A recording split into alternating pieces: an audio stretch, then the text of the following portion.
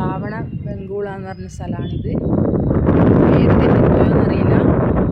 ശ്രാവണ ബംഗൂള എന്ന് പറഞ്ഞ സ്ഥലത്താണ് നമ്മളുള്ളത്. അവിടുത്തെ കാഴ്ചകളാണിത്. ഇതിൻ്റെ മൊത്തം നമ്മൾ കയറി ഇറങ്ങുകയാണ്.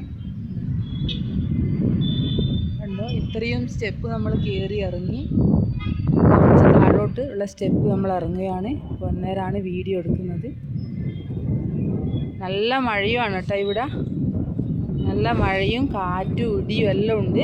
അപ്പോൾ അതൊന്നും നമ്മൾ മഴയുണ്ട് എന്നുള്ളത് കൂട്ടാക്കാത്തയാണ്. നമ്മളെല്ലാവരും വന്ന് എല്ലാവരും കയറിയിട്ടുണ്ട് മല.